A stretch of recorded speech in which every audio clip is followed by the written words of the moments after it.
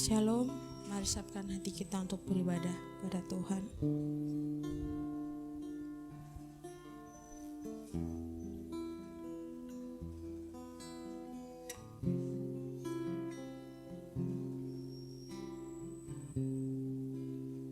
Bapa, kami percaya ya Tuhan, Kau hari di tempat ini ya Tuhan. Kami percaya Engkau hadir melawat setiap kami ya Tuhan.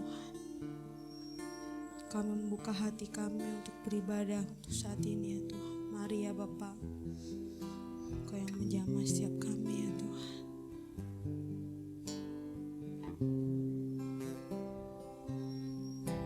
Terima kasih ya Tuhan.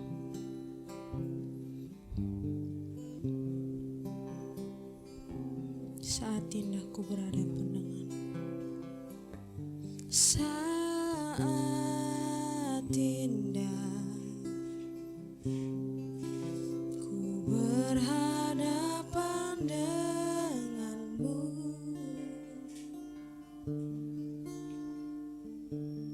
memandang wajahmu, Yesus kekasih jiwaku.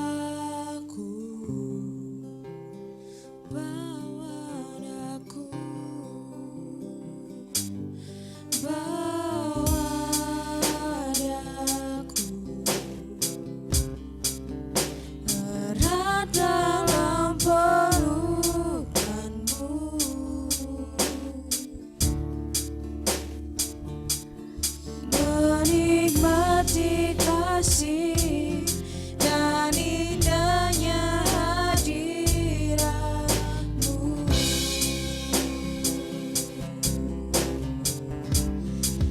Hadiratmu Tuhan, ku rasakan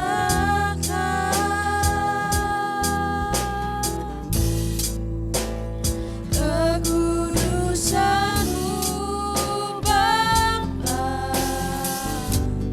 penuhiku.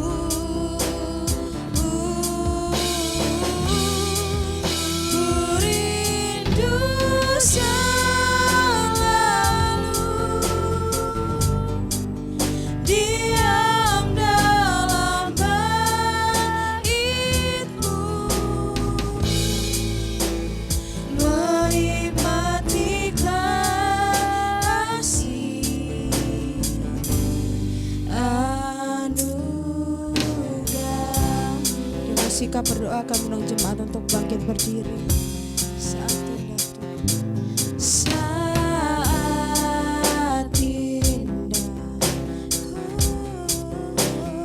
berhadapan dengan Yesus,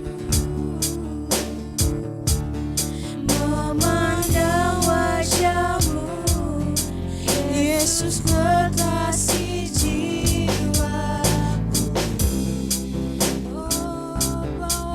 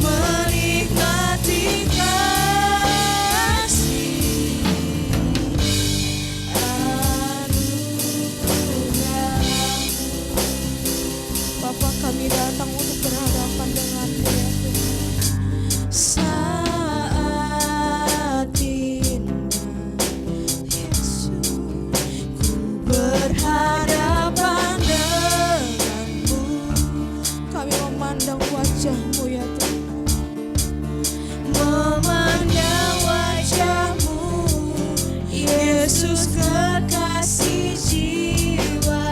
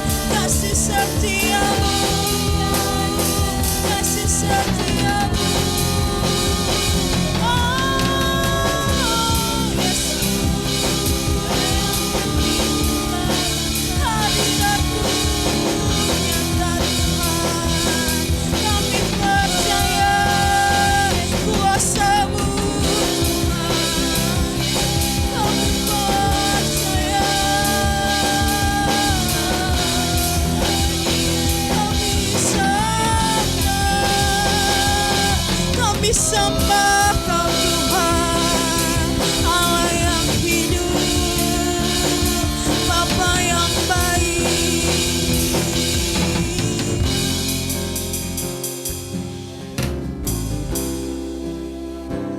Kami sembah Kau Bapa yang baik.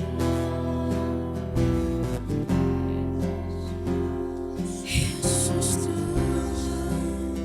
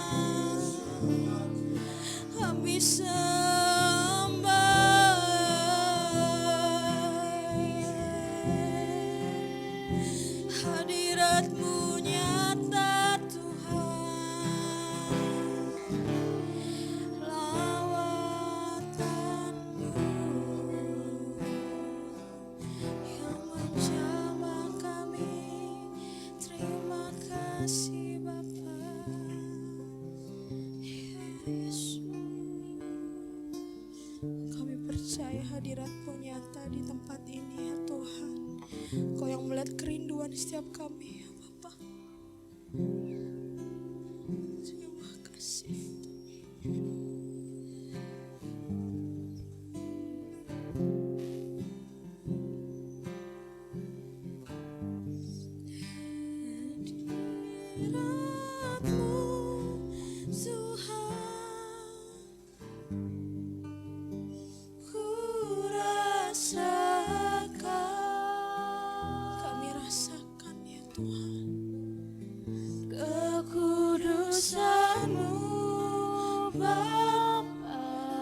Penuhi kami ya Tuhan.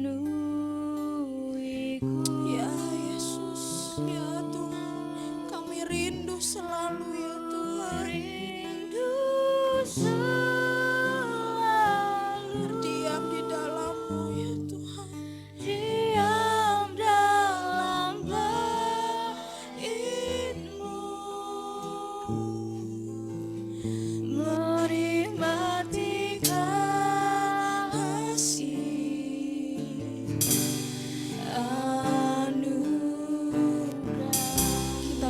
Katakan sekali lagi dengan perlahan hadirat-Mu Tuhan. Hadirat-Mu Tuhan, kami rasakan hadirat-Mu Tuhan. Ku rasakan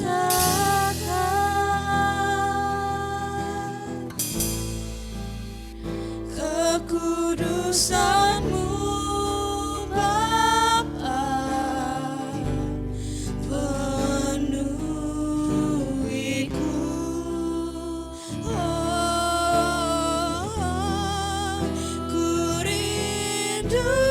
selalu diam dalam bait-Mu, menikmati kasih anu. Bersama-sama kita hadirat-Mu Tuhan.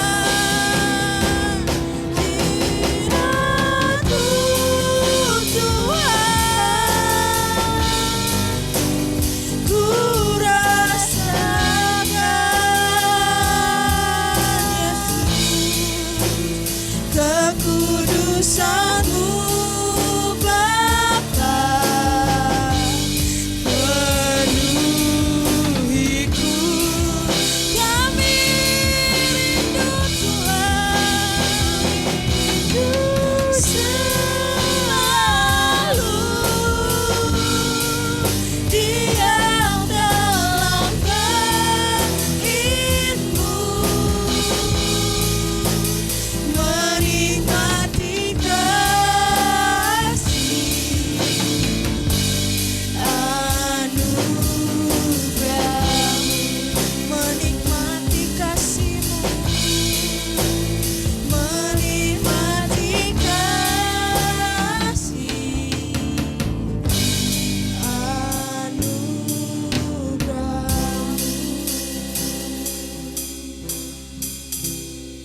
Ya Tuhan, benar ya Tuhan, kami rasakan hadirat-Mu ya Tuhan di tempat ini, melalui setiap kami ya Tuhan, melihat setiap kerinduan kami untuk beribadah ya Tuhan.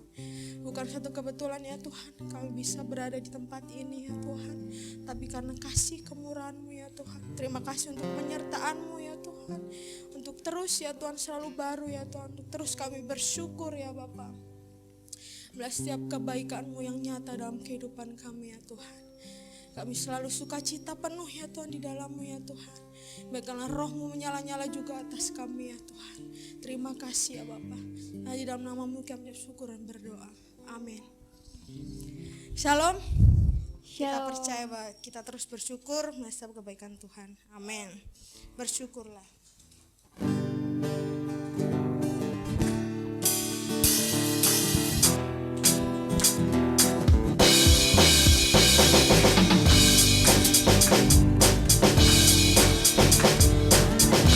Na na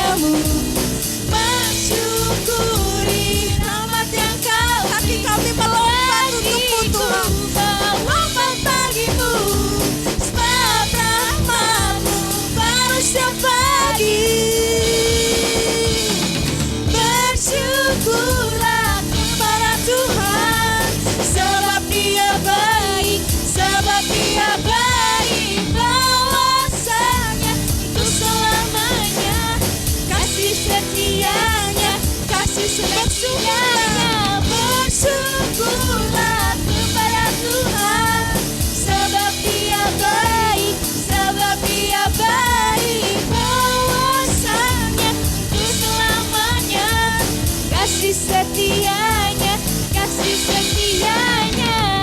Na na na na na na na na na na na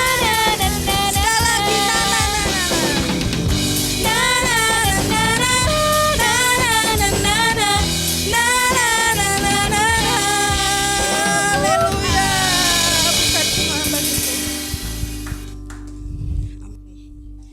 Kita terus bersyukur kepada Tuhan dan jangan lelah untuk terus berharap kepada Tuhan. Jangan lelah untuk memenangkan jiwa-jiwa. Jangan lelah untuk melayani Tuhan. Kita percaya Tuhan yang beri kekuatan untuk kita. Amin. Jangan lelah.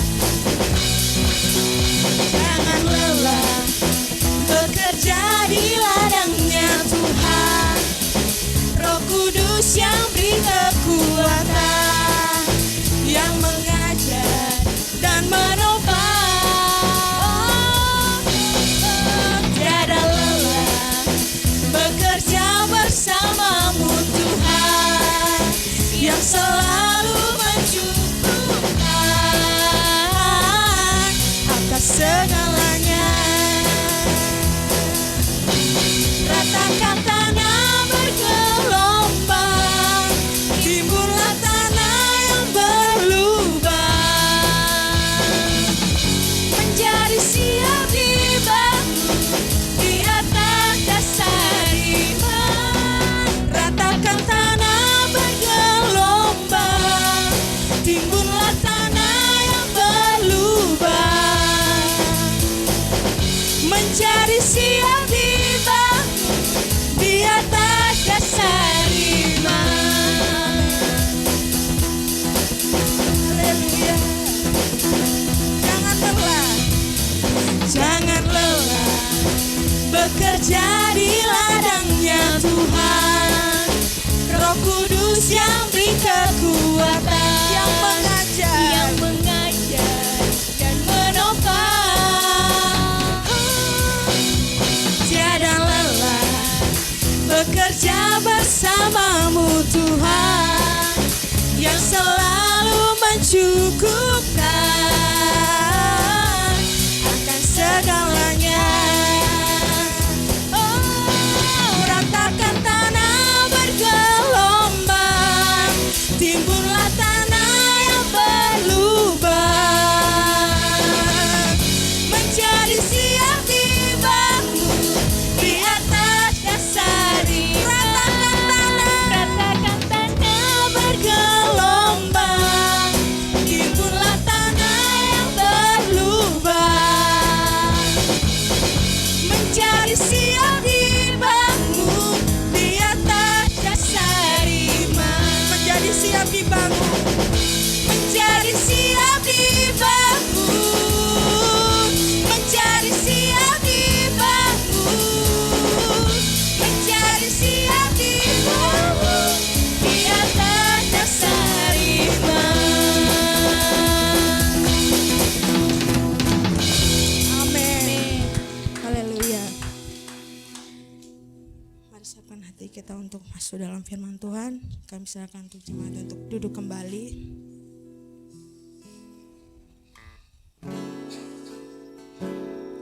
Kami percaya Tuhan, setiap kami menemukan wajah-Mu ya Tuhan.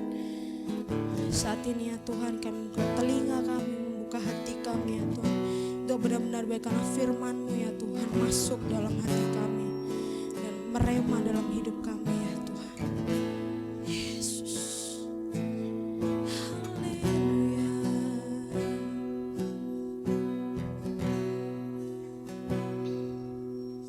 Ku datang Tuhan, temukan wajah-Mu dengan hati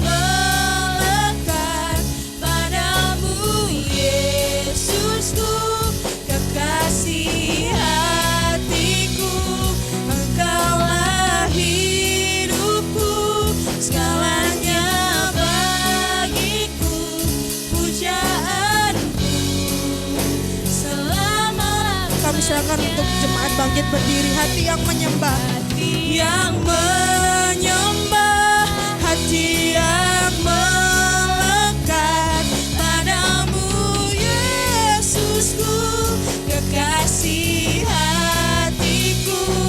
Engkaulah hidupku, segalanya bagiku. Pujaanku selama-lamanya. Hati yang menyembah, hati yang menyembah, hati yang melekat padamu Yesusku, kekasih hatiku. Engkaulah hidupku, segalanya bagiku. Pujaanku selama-lamanya, pujaanku selama-lamanya, pujaanku selama-lamanya, pujaanku selama-lamanya. mau menyembahmu. Bapak, kami sungguh bersyukur Tuhan untuk siang hari ini. Terima kasih untuk kebaikan Tuhan yang Tuhan terus kerjakan dalam hidup kami, sehingga kami bisa menikmati hadirat-Mu. Kami bisa datang membawa setiap ucapan syukur kami. Kami bisa datang membawa setiap pujian kami. Biarkan semua yang kami naikkan ini Tuhan kepadamu menjadi dupa yang harum. Dan mari Engkau yang bertata di atas setiap pujian kami, di atas setiap penyembahan kami Tuhan. Saat ini kami akan mendengarkan kebenaran firman-Mu. Kiranya Roh Kudus bekerja di tengah kami, menjamah hati kami, menjamah pikiran kami, sehingga ketika firman ini ditaburkan, firman ini boleh bertumbuh, berakar, dan akhirnya menghasilkan buah di dalam kehidupan kami Tuhan. Hamba-Mu yang akan menyampaikan kebenaran firman juga Tuhan urapi, Tuhan pakai sebagai alat-Mu untuk menyampaikan isi hati Tuhan di tengah-tengah kami, sehingga kami bisa mengerti apa yang menjadi panggilan Tuhan bagi kami sebagai orang percaya di dalam gereja ini Tuhan. Terima kasih Bapa, di dalam nama Tuhan Yesus, haleluya, amin. Oke, silakan duduk kembali. Shalom, selamat siang. Shalom. Senang bisa berjumpa kembali dengan saudara yang terkasih. Hari ini kita akan kembali merenungkan firman Tuhan terkait dengan misi kerajaan Allah. Namun secara spesifik saya ingin mengajak kita merenungkan terkait dengan hati Tuhan. Dan tema minggu ini saya berikan judul, tema khotbah saya adalah Allah mengasihi semua manusia, yang diambil dari Roma pasal 21 ayat 30.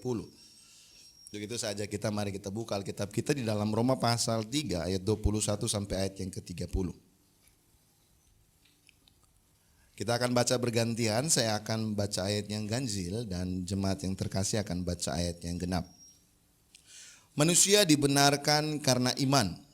Tetapi sekarang tanpa hukum Taurat, kebenaran Allah telah dinyatakan seperti yang disaksikan dalam kitab Taurat dan kitab-kitab para nabi.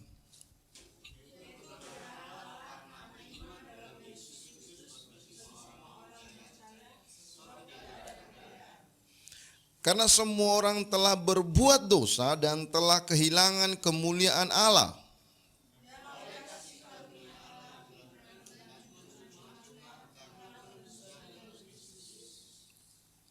Kristus Yesus telah ditentukan Allah menjadi jalan pendamaian karena iman dalam darahnya. Hal ini dibuatnya untuk menunjukkan keadilannya karena ia telah membiarkan dosa-dosa yang telah terjadi dahulu pada masa kesabarannya.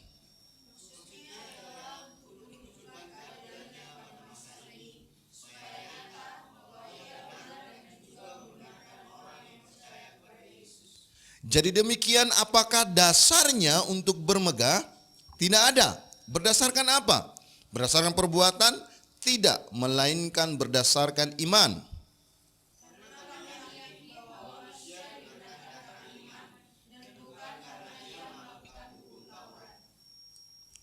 Atau adakah Allah hanya Allah orang Yahudi saja? Bukankah ia juga adalah Allah bangsa-bangsa lain? Ya, benar.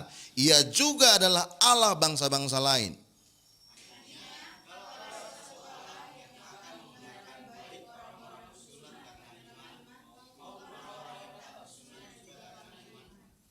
Jika demikian, adakah kami membatalkan hukum Taurat karena iman? Sama sekali tidak. Sebaliknya kami meneguhkannya. Saudaraku yang kekasih, beberapa waktu yang lalu dari konferensinya Gereja Reform, konferensi dunia ya, dan saya mengikuti sebuah sesi yang dimana dibawa oleh Pendeta Tong ya, Stephen Tong. Nah, tema dari konferensi ini adalah kehidupan orang Kristen dan juga misi dunia, begitu. Nah, di dalam pembukaannya itu Pak Tong memberikan sebuah ilustrasi yang bagi saya cukup menarik untuk kita merenungkan ya. Dan ini mungkin menjadi stimulus bagi kita untuk bertanya, kenapa saya yang dipilih Tuhan untuk menjadi orang percaya? Jadi menurut Pak Tong, manusia itu adalah focal point. Manusia itu adalah focal point. Focal point itu adalah titik pusat gitu ya. Jadi kalau misalkan saudara-saudara, ibaratnya kalau seandainya kita foto, kemudian ada efek bokeh gitu ya. Apa tuh efek bokeh? Blur ya, blur di belakang gitu ya. Dan ada satu yang terpusat, maka focal pointnya itu adalah yang menjadi titik pusat itu, yang terpusat itu focal point. Nah, saudara-saudaraku yang kekasih, kalau kita berbicara terkait dengan ilmu pengetahuan, yang menjadi pusat dari alam semesta ini apa? Kalau saudara-saudara tahu, paham? Matahari. Jadi menurut ilmu pengetahuan bahwa pusat dari segala sesuatu dalam alam semesta ini adalah matahari. Kemudian semua planet-planet yang berputar pada porosnya akan bersama-sama memiliki orbit untuk mengelilingi matahari. Bulan berputar pada porosnya sebagai satelitnya bumi, berputar mengelilingi bumi, bersama-sama dengan bumi yang berputar pada porosnya mengelilingi matahari pada orbitnya gitu ya. Sehingga kita mengenal adanya tahun Masehi gitu ya. Perhitungan waktu yang dihitung dari perhitungan matahari maupun perhitungan waktu yang dihitung menurut waktu bulan gitu ya. Dan kita tahu ada teman-teman yang lain tahun Hijriah itu dihitung menurut perputarannya bulan.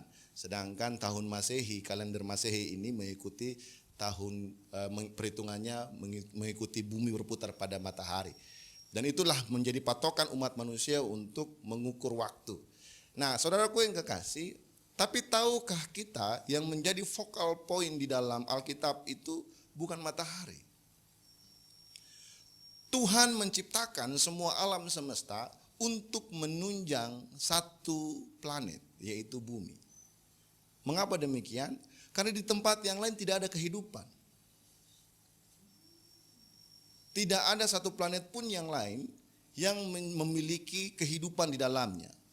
Sampai sekarang para ilmuwan terus mencari gitu ya, meneliti keluar, siapa tahu ada kehidupan di luar. Berbeda ya Bet ya, kalau dengan teori konspirasi ya, kita nggak percaya pada teori konspirasi gitu ya. Tapi dalam konteks kita melihat secara nyata yang sudah teruji secara ilmiah bahwa semua yang ada yang diciptakan di dalam galaksi Bima Sakti ini ya, Milky Way ini, cuma bumi saja planet yang memiliki kehidupan. Artinya mau dibicarakan terkait semua, baik tata surya, baik planet-planet yang ada, bumi yang menjadi focal point dari semuanya itu. Semua diciptakan untuk menunjang kestabilan ekosistem yang ada di bumi. Tapi ketika kita merujuk lebih jauh lagi, ketika bumi diciptakan, apakah masih ada focal point di dalam planet bumi ini?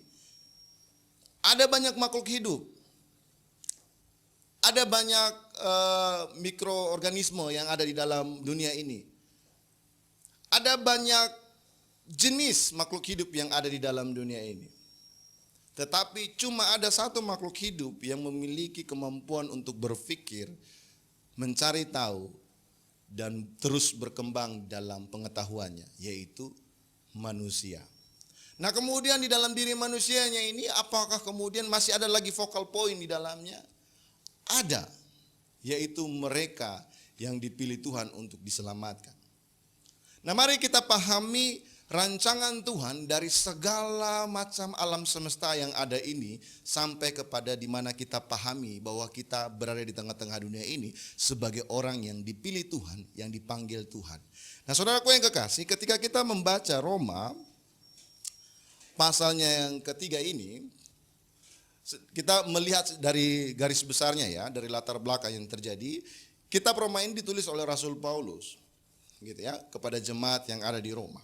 Dan pasal 3 ini adalah teguran Rasul Paulus bagi jemaat yang merupakan orang-orang Yahudi, di mana mereka lah yang dipercayakan firman Allah. Kalau kita baca dari pasal 3 di ayat yang kedua itu. Kemudian mereka ini bermegah dengan hukum Taurat, namun mereka tidak setia terhadapnya, sehingga Rasul Paulus menunjukkan bahwa semua orang, baik Yahudi maupun yang bukan Yahudi, adalah sama-sama manusia yang terbelenggu dari dosa. Kemudian setiap manusia yang terbelenggu dari dosa memiliki konsekuensi. Nah, konsekuensinya itu apa? Hasilnya ialah semua yang dinyatakan bersalah dan berada di dalam di bawah hukum, berada di dalam dosa, mereka semua berada di dalam penghakiman, dalam penghukuman Allah. Di dalam Roma pasal 6 ayatnya yang ke-23 mengatakan bahwa upah dosa adalah maut, gitu ya. Kemudian tanggapan Allah terhadap keadaan yang menyedihkan ini ialah menawarkan pengampunan, yaitu kasih karunia-Nya melalui siapa?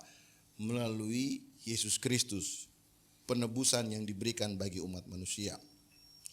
Itulah yang terjadi. Artinya bahwa Allah mengasihi semua manusia, tidak terkecuali. Dan mereka yang menjadi orang-orang yang dikasihi Allah, menangkap, meresponi kasih Allah ini, mereka lah orang-orang yang akan diselamatkan. Tapi kita harus memahami secara benar posisi kita sebagai orang percaya yang telah diselamatkan Tuhan. Kalau kita mau melihat apa yang terjadi di dalam surat Roma ini dengan latar belakang yang terjadi, ternyata orang-orang Kristen yang merupakan orang-orang Yahudi yang telah percaya kepada Kristus merasa lebih baik dari antara orang-orang Kristen yang bukan Yahudi. Kenapa? Karena mereka mendapatkan kepercayaan, dari mereka lah akan lahir Mesias, dari mereka lah Tuhan mempercayakan firman-Nya melalui para nabi, kemudian melalui mereka lah nanti karya keselamatan itu lahir. Dan ketika mereka mendapatkan hak istimewa itu, merasa bahwa mereka sebagai umat pilihan Allah, merasa bahwa mereka adalah orang yang memiliki peran penting dalam datangnya Mesias, kelahirannya Yesus Kristus, mereka merasa lebih tinggi derajatnya daripada orang-orang non-Yahudi, orang percaya yang non-Yahudi. Nah, ini menjadi persoalan bagi jemaat di Roma, sehingga akhirnya mereka bercerita kepada Rasul Paulus, dan Rasul Paulus menuliskan surat Roma ini salah satunya untuk menegur mereka yang merasa sombong rohani ketika mereka merasa bahwa mereka adalah orang yang dipercayakan Tuhan. Tetapi mereka tidak mencerminkan bahwa mereka adalah orang percaya. Sehingga Rasul Paulus menegur kepada jemaat orang-orang Yahudi yang sudah percaya kepada Kristus supaya mereka sadar bahwa Tuhan itu mengasihi bukan cuma kalian. Jadi apa yang bisa kita pelajari terkait dengan Allah mengasihi manusia? Yang pertama adalah kasih Allah itu tidak berat sebelah.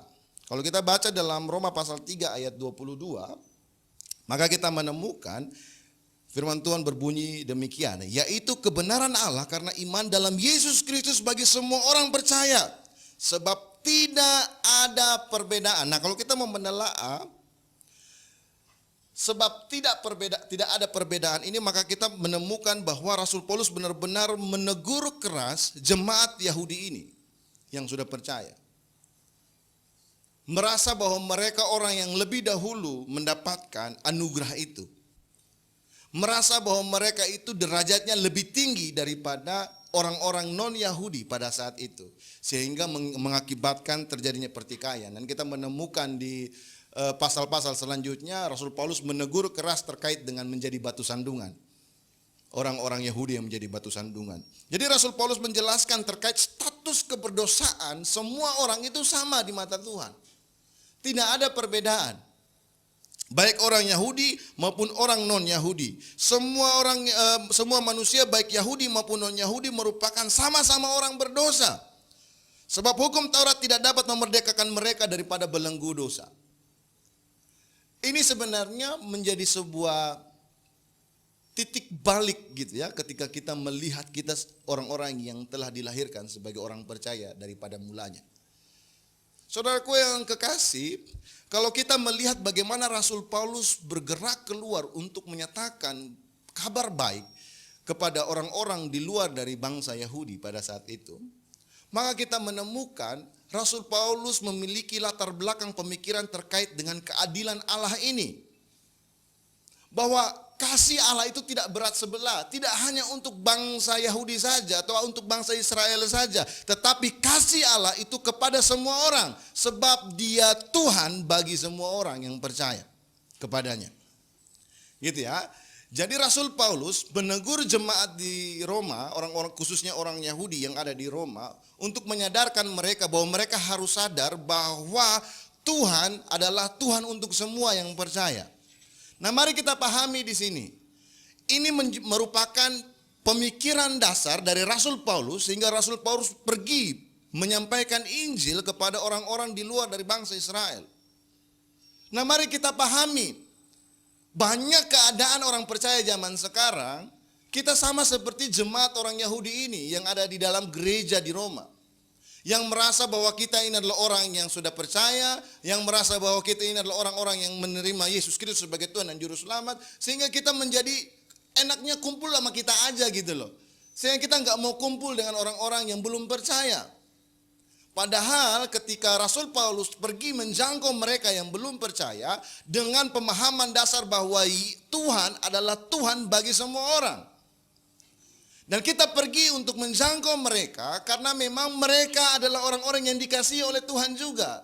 Maka kita menemukan di dalam Roma pasal 10 Paulus mengatakan kalau seandainya tidak ada yang diutus, siapa yang mau pergi?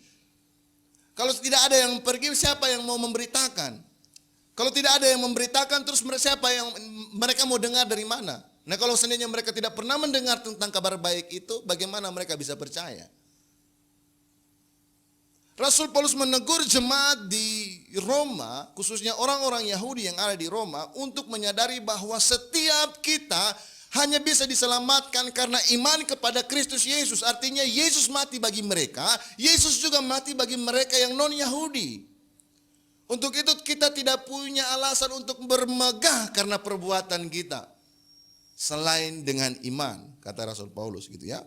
Jadi kalau kita mau melihat kata tidak ada perbedaan ini, maka kita akan menemukan bahwa baik orang Yahudi maupun orang non-Yahudi, semua itu sama dengan status kita sebagai orang berdosa, sebab semua orang telah kehilangan kemuliaan Allah. Baik orang Yahudi maupun orang non-Yahudi. Baik kita yang terlahir sebagai orang percaya maupun mereka yang terlahir tidak sebagai orang percaya, kita semua telah kehilangan kemuliaan Allah.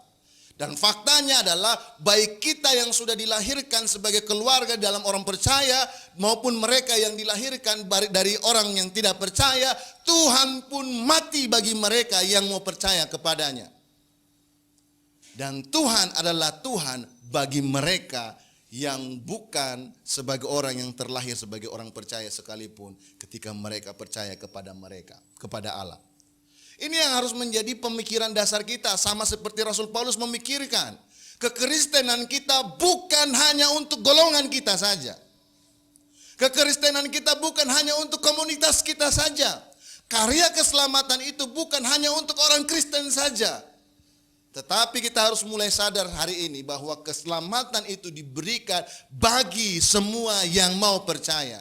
Dan Tuhan adalah Tuhan bagi mereka semua. Bagaimana mereka bisa percaya? Harus ada yang pergi dan memberitakan itu kepada mereka.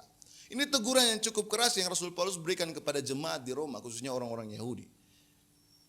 Kita tidak punya hak untuk bermegah diri karena kita sebagai orang Kristen sudah melayani di gereja, sudah menjadi pemimpin pujian, sudah sebagai pemain musik.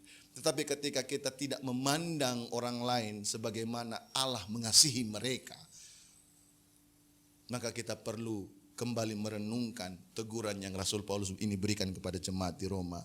Nah, dampaknya dari keberdosaan itu ialah semuanya pasti akan mendapatkan penghukuman. Dan apa penghukumannya? Upah dosa ialah maut. Gitu ya. Sehingga akhirnya Rasul Paulus mengenalkan kepada mereka terkait dengan kasih karunia yang telah membenarkan mereka melalui penebusan Kristus Yesus. Karena melalui Taurat dan kesaksian para nabi, Kristus telah ditentukan Allah menjadi jalan pendamaian karena iman dalam darahnya. Inilah yang disebut sebagai Injil, kabar baik yang harus kita beritakan. Inilah berita yang Paulus berikan baik kepada orang Yahudi maupun kepada orang non-Yahudi. Inilah kabar baik yang dibawa oleh semua orang kepada kita. Sekalipun orang tua yang melahirkan kita pun memberitakan kabar baik ini kepada kita. Dan tanggung jawab sebagai seorang percaya adalah membawa kabar baik ini kepada mereka yang belum mengenal Yesus. Itulah panggilan bagi kita sebagai orang Kristen. Untuk itu saudaraku yang kekasih, kita tidak bisa bermegah dengan hal itu. Sebab sesuatu yang adil bagi manusia ini, bahwa Tuhan adalah Tuhan yang menjadi Tuhan atas kita semua yang percaya, kita tidak punya hak untuk bermegah karena perbuatan baik kita. Karena kita terlahir sebagai orang Kristen. Karena kita sudah melayani di gereja. Karena kita sudah melayani sebagai seorang pembicara, seorang pengkhotbah, seorang pemain musik, seorang pelayang mimbar. Atau apapun, kita tidak bisa bermegah dengan hal itu. Kita harus memandang orang-orang di sekeliling kita sebagaimana kita berada di posisi mereka sebelum kita mengenal Kristus. Siapa yang di sini yang waktu dia terlahir langsung kemudian menjadi imam dalam pelayanan? Siapa yang dia hidupnya tidak pernah memiliki masa lalu yang buruk? Siapa yang masa lalunya itu nggak ada yang berantakan? Mungkin ada saja gitu loh. Baik yang berantakan maupun yang tidak berantakan, status kita adalah sama. Kita adalah orang-orang yang berdosa. Dan baik kita yang telah berantakan masa lalunya pun, ataupun yang tidak berantakan masa lalunya pun, yang percaya kepada Kristus, kita semua ditebus dengan darah yang sama. Artinya masa lalu mau berantakan kek, mau masa lalu nggak berantakan kek gitu ya, itu bukan hal yang dapat membuat kita untuk bermegah atasnya. Kalau kita saleh dari awal, dari lahir sampai akhirnya sampai besar begini, ya puji Tuhan, bersyukur begitu. Tetapi statusmu sebagai orang berdosa ditebus oleh darah yang sama kepada mereka yang hidupnya penuh dengan masa yang kelam. Nah, ketika kita, apalagi gini ya, harus dimengerti, apalagi kalau kita yang sudah hidup dengan masa lalu yang kelam dan saat ini diberikan kepercayaan Tuhan, anugerah Tuhan untuk bisa melayani Tuhan. Bagaimana ketika kita melihat mereka yang dalam posisi sama seperti kita dulu sebelum kita menemukan kasih karunia itu? Bagaimana cara pandang kita melihat mereka?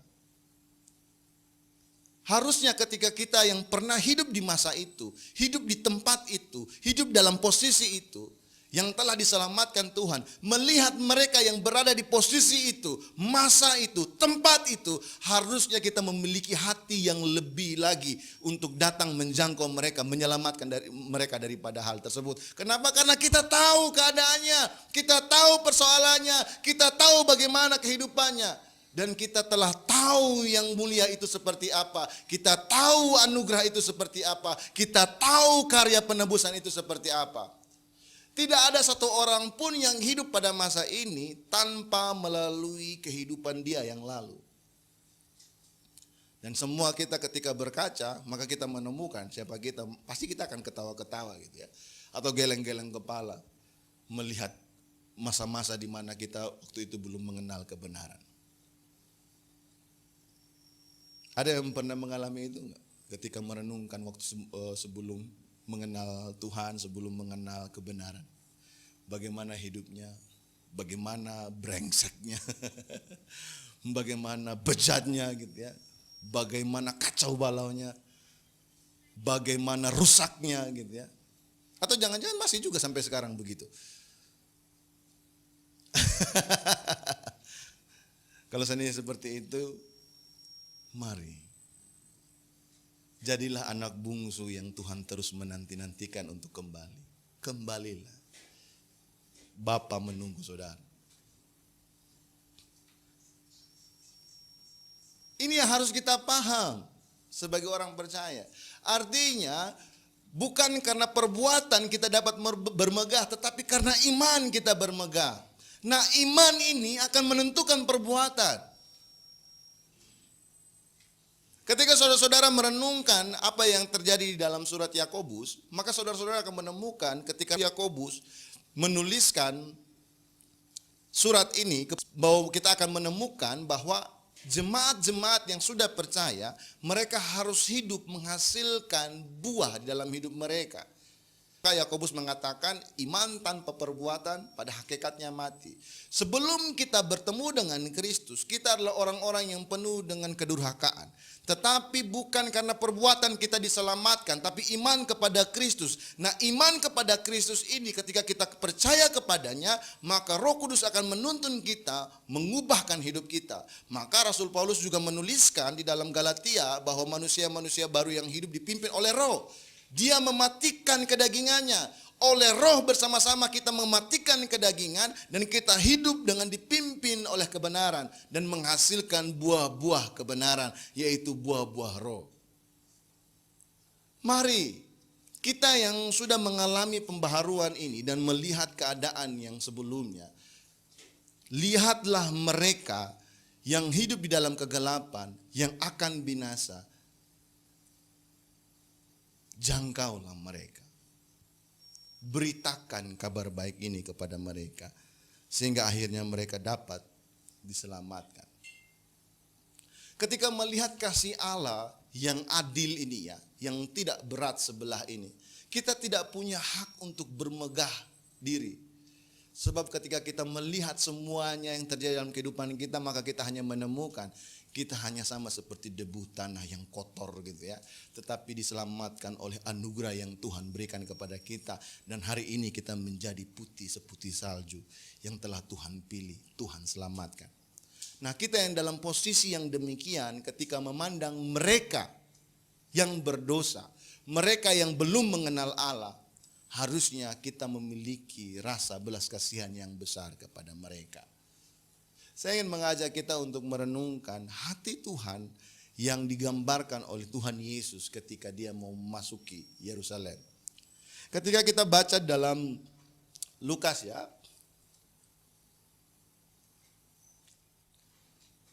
Lukas pasal 19 ayat 38 sampai ayat 41, ini ada sebuah peristiwa yang sungguh indah, penggambaran bagaimana Tuhan menangisi Yerusalem.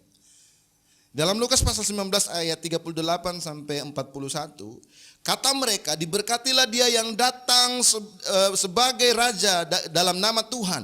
Damai sejahtera di surga dan kemuliaan di tempat yang maha tinggi. Beberapa orang Farisi yang turut dengan orang banyak itu berkata kepada Yesus, Guru, tegurlah murid-muridmu itu. Jawabnya, aku berkata kepadamu, jika mereka ini diam, maka batu ini akan berteriak. Dan ketika Yesus telah dekat dan melihat kota itu, kota Yerusalem itu ya, ia menangisinya.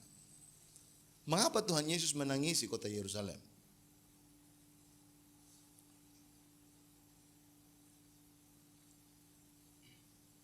Ada yang tahu? Kenapa Tuhan Yesus? Jadi latar belakang dari kisah ini adalah setelah Tuhan Yesus dari rumahnya Zakeus pergi menuju ke Yerusalem, kemudian dia mau masuk ke dalam Yerusalem, orang-orang menyambut dia dengan luar biasa gitu ya, dengan berteriak, diberkatilah dia yang datang sebagai raja dalam nama Tuhan. Jadi sama ini kisah yang menggenapi nubuatan Zakaria ya, bahwa nanti Mesias akan masuk ke Yerusalem dengan sorak-sorak, disambut dengan pujian. Dan ketika Yesus datang menggenapi nubuatan itu, dan para murid dan orang-orang percaya yang mengikuti Yesus pada saat itu berteriak hal yang demikian, yaitu diberkatilah dia yang datang sebagai raja dalam nama Tuhan. Artinya mereka menyambut Mesias yang datang. Ada orang Farisi di situ yang bersama-sama dengan mereka merasa, wah ini penistaan agama ini. Ya iya, karena menjadikan Yesus sebagai Mesias, gitu kan? Wah ini kurang ajar ini, sudah kelampaui batas ini. Akhirnya dia meminta kepada Yesus. Dia bukan menyuruh murid-murid tapi dia meminta kepada Yesus dengan sebutan guru. Artinya dia memberikan respek kepada Yesus dengan memanggil Yesus sebagai guru. Guru, tegurlah murid-muridnya. Kenapa dia suruh Yesus menegur murid-muridnya? Karena murid-murid Yesus menganggap Yesus adalah Mesias yang datang. Sama seperti apa yang telah dinubuatkan di dalam Zakaria. Ketika mendengarkan hal itu, apa yang Yesus katakan? Yesus tidak menyuruh murid-muridnya diam. Yesus berkata kepada orang-orang Farisi itu, kalau seandainya mereka diam, maka aku akan buat batu-batu ini untuk berteriak. Tetapi tidak sampai di situ aja. Yesus kemudian menyampaikan kepada mereka. Dan ketika telah dekat dan melihat kota itu, dia menangis. Mengapa Yesus menangis? Hati yang hancur melihat Yerusalem dan penolakan terhadap dia. Gitu ya. Jadi Allah mengasihi manusia, tetapi dia menangisi dengan hati yang hancur ketika dia datang dan dia ditolak. Mari kita merenungkan lebih jauh terkait dengan tangisan Yesus ini. Dan ketika Yesus telah dekat dan melihat kota itu, ia menangisinya. Jadi kalau kita mau merenungkan dalam bahasa aslinya itu, tangisan itu, Yesus menangisinya itu bukan hanya sekedar menangis, air mata keluar. Tetapi dalam budaya Yahudi, khususnya pada saat konteks Yesus menangis ini, ketika mereka menggunakan kata ini, klausen ini ya, dalam King James Version itu and wept over it, itu menangis dengan hancur hati, dengan sungguh-sungguh. Nah, kata menangis ini dalam bahasa Yunani tidak hanya berarti meneteskan air mata saja, tetapi kata ini menunjukkan terjadinya ratapan, raung, tangisan, rasa sesak di dada, isak dan tangisan jiwa yang sangat menderita. Artinya benar-benar dia sungguh-sungguh menangisi apa yang terjadi kepada kota itu, gitu ya. Nah, sebagai Allah, Yesus menampakkan bukan hanya perasaannya sendiri, tetapi juga hancurnya hati Allah atas kehilangan umat manusia dan penolakan mereka untuk bertobat dan menerima keselamatan. Saudara-saudara yang kekasih, ketika kita baca dalam Yohanes pasal 3, ketika Nikodemus datang kepada Yesus dan berdiskusi, dan Yesus akhirnya menjelaskan terkait dengan kelahiran kembali, dia datang dan dia mengatakan bahwa guru, ya Rabi, dia panggil Yesus ya Rabi, guru. Dia percaya bahwa Yesus adalah utusan Allah karena Yesus datang dengan mengajar, menunjukkan tanda-tanda ilahi. Dan ketika mereka melihat apa yang Yesus lakukan, mereka tahu bahwa Yesus itu utusan Allah. Yesus datang mengajar dengan kuasa. Iblis takut di dalam nama Yesus. Orang sakit penyakit sembuh ketika Yesus menyembuhkan mereka. Orang yang pendarahan sembuh. Orang yang lumpuh sembuh, orang yang buta sembuh, orang yang kerasukan setan sembuh. Yesus datang dengan tanda-tanda. Buktinya adalah Nikodemus sebagai seorang tokoh agama, seorang imam, seorang ahli kitab datang kepadanya dan kemudian mengakui bahwa dia datang dengan membawa tanda-tanda ilahi. Dia adalah utusan Allah. Tetapi mereka tidak mau menerima dia sebagai Mesias yang datang menyelamatkan mereka. Betapa hancurnya hati Tuhan gitu ya. Ketika dia datang, dia mau menyelamatkan, tapi mereka yang mau diselamatkan menolak dia. Bahkan sampai kepada menghakimi dia. Hati yang hancur yang dimiliki oleh Yesus melihat keadaan kota Yerusalem. Nah, kita harus tahu bahwa Yerusalem ini bukan hanya sekadar kota di antara kota-kota yang ada di Israel pada saat itu. Yerusalem memiliki tempat yang istimewa bagi orang-orang Yahudi. Yerusalem dapat disebut sebagai tahta Allah, nama lainnya.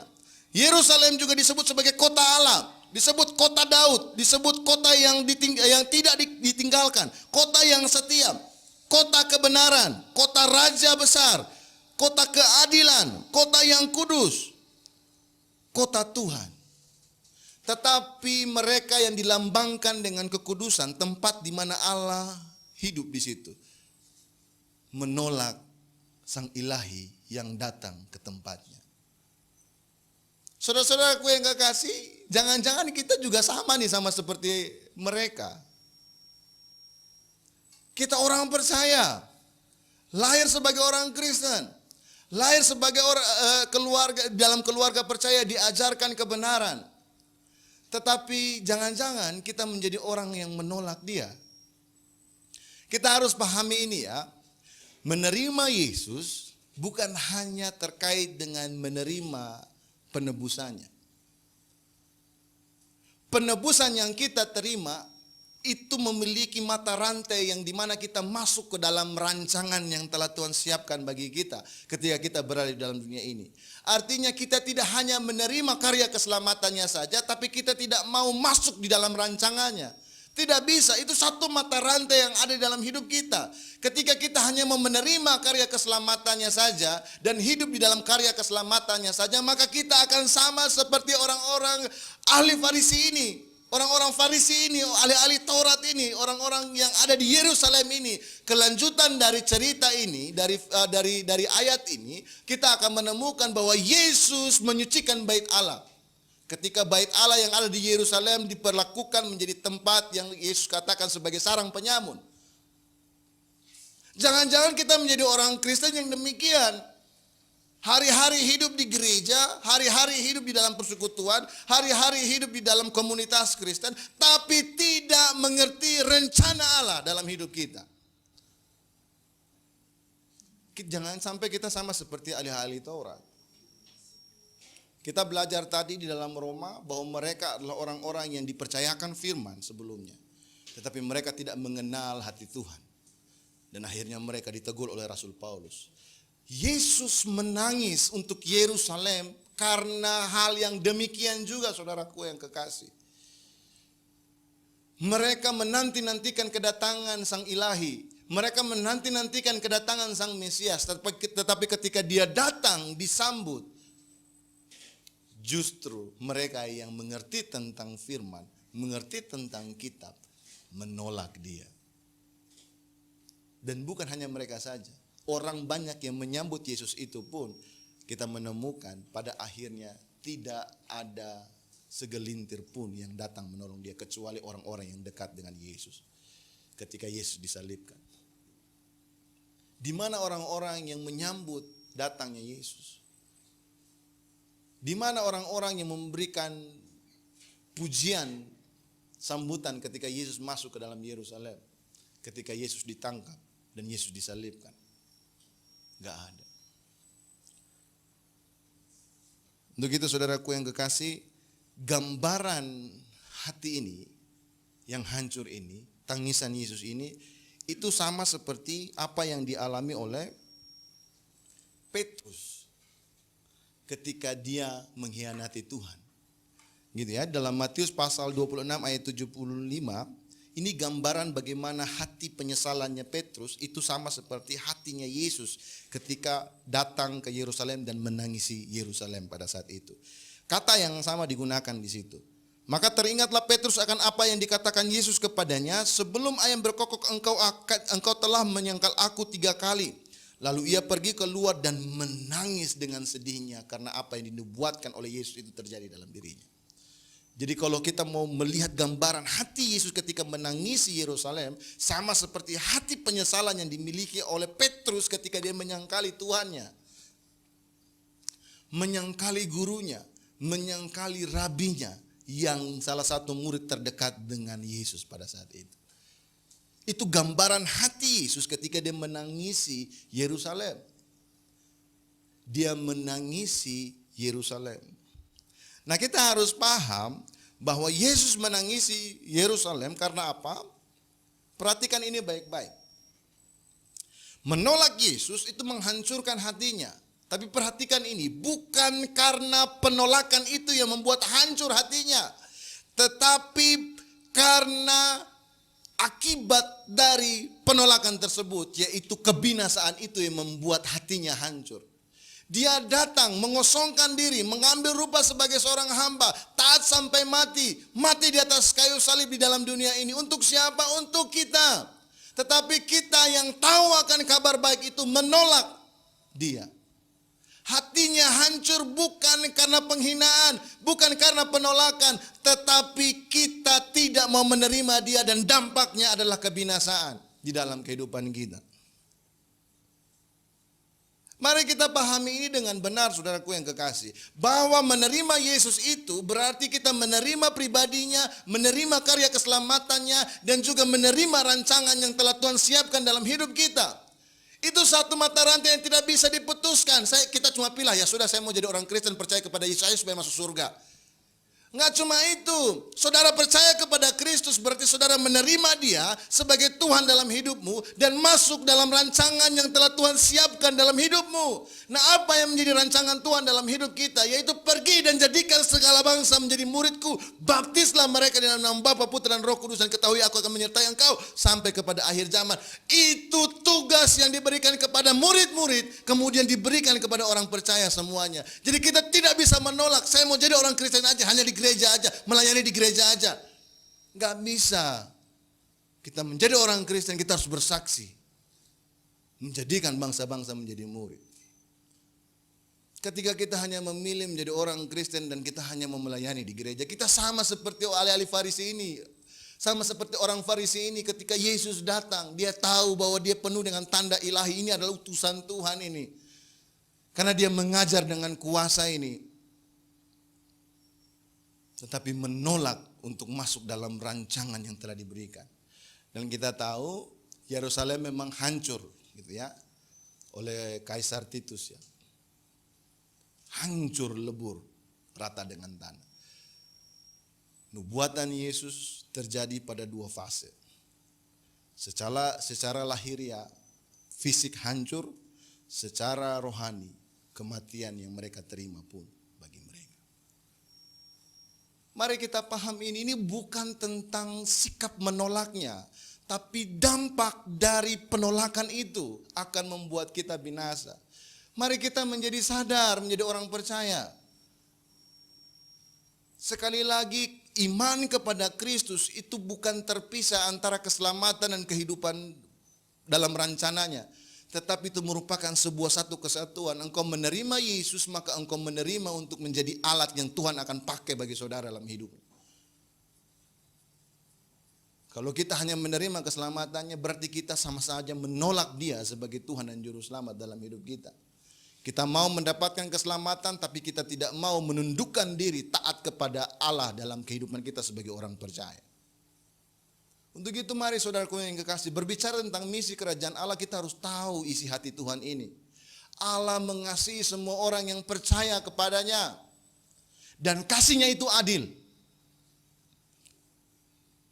Ya. Kasihnya itu adil, tidak berat sebelah. Dan sesuatu yang adil bagi manusia itu jangan bermegah di dalam perbuatan. Kita tidak punya hak untuk bermegah. Apalagi memilih-milih seperti yang saya katakan tadi. Keselamatannya aja, melayani di gereja aja. Enggak, saudara di gereja, saudara di rumah, di sekolah, di tempat pelayanan, di tempat pergaulan, di tempat komunitas. Saudara-saudara adalah milik Kristus yang telah diselamatkan oleh anugerah Tuhan. Kita tidak punya hak untuk bermegah, apalagi milih-milih untuk melayani Tuhan. Kemudian yang kedua, hati Tuhan hancur. Bukan hancur kepada mereka yang menolaknya, karena dampak dari yang menolaknya itu adalah kebinasaan. Jadi mari kita benar-benar menyadari ketika berbicara tentang misi kerajaan Allah itu bukan hanya untuk pendeta saja, itu untuk misionari saja, itu untuk full timer saja, tidak ada. Itu untuk semua yang percaya kepadanya. Kita menjadi orang percaya, menerima dia sebagai Tuhan dan Juru Selamat dalam hidup kita, menundukkan diri di dalam rancangan yang telah dia berikan kepada kita, dan menjadi saksi dimanapun kita berada dalam kehidupan kita. Itu yang menyenangkan hati Tuhan. Inilah isi hati Tuhan yang Tuhan sampaikan kepada kita di dalam perenungan firman Tuhan kita pada hari ini. Sekali lagi, Allah mengasihi semua manusia yang percaya kepadanya. Kasih Allah tidak berat sebelah. Untuk itu kita tidak punya hak untuk bermegah atas perbuatan kita. Kemudian hati Tuhan akan hancur kepada mereka yang menolaknya. Tapi bukan karena penolakannya, tetapi karena dampak akibat dari penolakan itu akan membuat hatinya hancur. Mari kita menjadi orang percaya yang menangkap panggilan Tuhan ini dalam hidup kita dan menjadi orang yang masuk dalam rencana Tuhan. Ingat focal point tersebut. Kita ini adalah focal pointnya. Orang-orang yang terpilih ini untuk menjalankan rencana Allah bagi mereka yang belum pernah mendengarkan kabar baik ini. Mari kita sama-sama mulai untuk tidak malu membicarakan karya keselamatan itu. Ilustrasinya sungguh sangat sederhana, sering saya sampaikan gitu ya. Ketika anak saya mendapatkan sesuatu yang baru dan dia merasa bahwa ini sangat berharga gitu ya.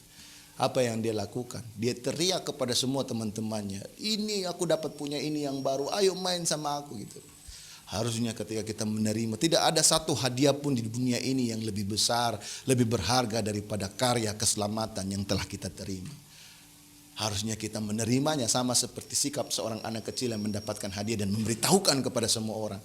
Kita pun juga menerima karya itu dan menceritakan kepada semua orang hadiah terbesar itu dalam hidup kita. Allah mengasihimu dan hatinya akan hancur ketika kita menolak dia. Bukan karena penolakan, tetapi karena dampak dari penolakan itu akan membinasakan kita. Mari kita sama-sama tundukkan kepala dan kita satu di dalam doa. Bapa yang baik, terima kasih Tuhan untuk kebenaran firman Tuhan yang telah kami renungkan ini Tuhan. Saat ini Tuhan, Engkau melihat kami, mungkin masih banyak kami yang belum mengerti isi hati Tuhan dalam hidup kami sebagai orang percaya. Tapi biarkan firman ini menjadi alarm bagi kami untuk mengingat kasih karunia Tuhan yang besar dalam hidup kami ini Tuhan. Bahwa Tuhan mengasihi semua orang yang percaya kepadanya. Semua orang yang percaya kepadamu, Tuhan mati bagi mereka. Dan ajar kami Tuhan untuk tidak bermegah karena kami sebagai orang Kristen yang telah diselamatkan terlebih dahulu. Tapi ajar kami untuk melihat hati Tuhan yang hancur kepada Yerusalem. Yang tidak mau menerima Engkau ketika Engkau hadir. Yang tidak mau menerima Engkau sebagai Mesias yang datang menyelamatkan mereka. Yang tidak mau masuk dalam rencana Tuhan. Ajar kami Tuhan untuk melihat hati-Mu ini Tuhan. Sehingga kami pun tidak menghancurkan rencana Tuhan yang telah Tuhan siapkan dalam hidup kami. Kami mau menerima Engkau bukan hanya karya keselamatan-Mu Tuhan. Tetapi pribadi-Mu, rancangan-Mu bagi dunia ini kami masuk di dalamnya Tuhan. Ketika kami yang saat ini masih terombang-ambingkan dengan panggilan kami saat ini Tuhan, jamah hati kami. Bakar hati kami, bukakan pemikiran kami, sehingga kami dapat menemukan panggilan dalam hidup kami secara spesifik Tuhan. Terima kasih Bapa, di dalam nama Tuhan Yesus, haleluya. Amin. Oke, kita akan mendengarkan pengumuman. Jangan lupa untuk hari Sabtu, untuk kita kembali berkumpul di tempat ini ya, khususnya para pelayan untuk doa bersama-sama di tempat ini. Sekali lagi saya mengajak teman-teman yang terkasih untuk hadir di dalam doa pada hari Sabtu ya. Karena di tempat tersebut kita bisa menyatukan hati untuk mendukung karya pelayanan yang bisa kita kerjakan bersama-sama di dalam ibadah hari Minggu gitu ya. Jadi hari Sabtu kita berkumpul untuk kita berdoa bagi gereja kita bersama-sama. Kemudian hari Minggu depan kita akan kumpul kembali dalam ibadah Minggu jam 10. Kita akan kembali berkumpul di tempat ini ya. Oke, itu saja pengumumannya. Kita akan memberikan persembahan bagi jemaat yang di rumah yang menyaksikan video ini bisa memberikan persembahan melalui rekening yang tertera. Oke, itu saja pengumumannya. Mari kita satu di dalam doa. Bapak yang baik, terima kasih Tuhan untuk kebaikan Tuhan bagi kami. Terima kasih untuk anugerah Tuhan yang telah Tuhan siapkan untuk kami. Saat ini kami mau memberi Tuhan. Kiranya Tuhan memberkati setiap pemberian ini Tuhan. Dan biar ini bisa menjadi sarana untuk pengembangan karya Tuhan yang Tuhan siapkan untuk kami kerjakan bersama-sama di tempat ini Tuhan. Terima kasih Bapa, mari Tuhan memberkati setiap jemaat Tuhan di tempat ini. Di dalam nama Tuhan Yesus, haleluya. Amin.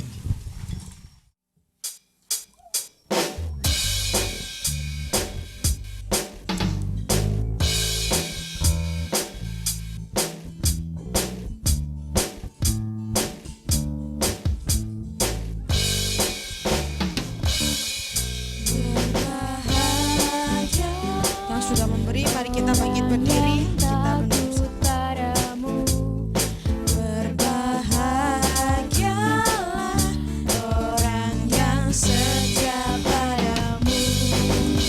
Dia akan menikmati hujan berkat-berkat-Mu hari ini, esok dan selamanya. Curahkan berkat-Mu, curahkan mujizat-Mu, curahkan kedahsyatan-Mu di dalam hidupku. Curahkan kasih-Mu, curahkan kuasa-Mu, curahkan kemuliaan-Mu. Oh Yesusku, curahkan berkat-Mu, curahkan berkat-Mu, curahkan mujizat-Mu, curahkan kedahsyatan-Mu di dalam hidupku. Curahkan kasih-Mu, curahkan kuasa-Mu, curahkan kemuliaan-Mu. Oh Yesusku, curahkan kemuliaan-Mu, curahkan kemuliaan-Mu. Oh Yesusku.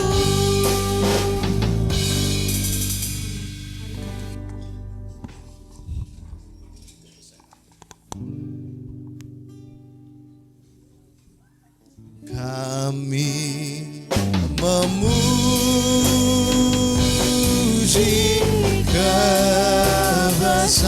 kebesaran. Engkau sungguh ajaib Tuhan, ajaib Tuhan,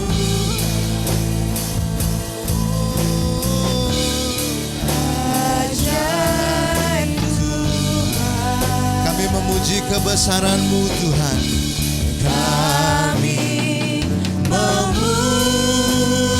memuji kebesaran-Mu, ajaib Ajaib Tuhan.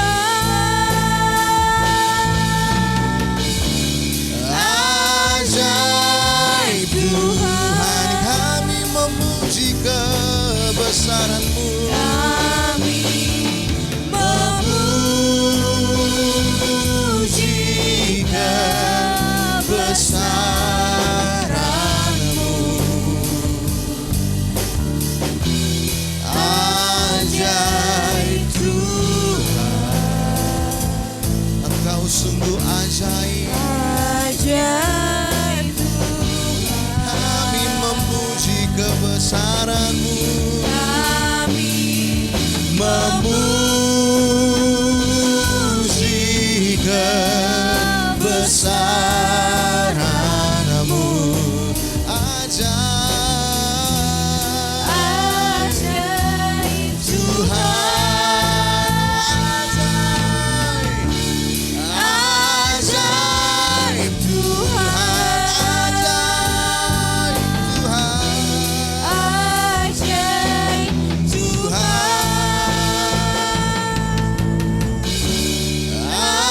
ajaib Tuhan. Bapak, kami berterima kasih Tuhan untuk ibadah pada siang hari ini. Terima kasih untuk jamahan Tuhan. Terima kasih untuk kebenaran firman-Mu Tuhan. Biarkan apa yang telah kami terima pada saat ini Tuhan, ketika kami kembali, kami hidup di dalam terang firman-Mu dan menjawab setiap panggilan Tuhan yang kami terima di dalam ibadah pada hari ini Tuhan. Bapak, kami mau berdoa, mau mengambil bagian dalam doa syafaat kami pada hari ini. Kami membawa bangsa dan negara kami ini ke dalam tangan Tuhan. Engkau melihat 1 minggu belakangan ini penuh dengan kekerasan, penuh dengan keadaan yang tidak stabil Tuhan. Tapi kami percaya, kami hidup dengan iman bahwa Tuhan ada bersama-sama dengan kami. Dan kami percaya selama masih ada orang-orang percaya di tengah-tengah bangsa ini yang berdoa bagi bangsa ini, Tuhan tidak pernah meninggalkan bangsa ini Tuhan. Untuk itu Tuhan, apapun yang terjadi dengan isu politik, isu sosial yang terjadi, kami percaya Tuhan adalah maestro. Tuhan adalah yang ahli di atas segala-galanya Tuhan, untuk membentuk sistem pemerintahan bangsa ini Tuhan. Untuk itu mari Tuhan jamah, Tuhan pakai para pemimpin bangsa ini untuk berjalan seadil-adilnya, sejujur-jujurnya untuk membawa bangsa ini menjadi lebih baik. Kami berdoa untuk setiap keputusan yang telah diambil. Ajar kami masyarakat yang ada di tengah-tengah bangsa ini bisa memiliki pemikiran yang terbuka, melihat positifnya dan mengambil langkah-langkah yang baik Tuhan. Ketika memang itu tidak sesuai dengan hati nurani kami, ada langkah hukum yang bisa kami ambil untuk menggugat undang-undang ini Tuhan. Bawa kami untuk memiliki kedewasaan dalam berdemokrasi, tidak mengambil bagian sebagai orang-orang yang tidak tahu aturan Tuhan, tapi kami mau mengambil bagian sebagai orang-orang yang berpendidikan, yang mau mengambil bagian sesuai dengan langkah hukum yang telah pemerintah siapkan, bangsa ini siapkan Tuhan.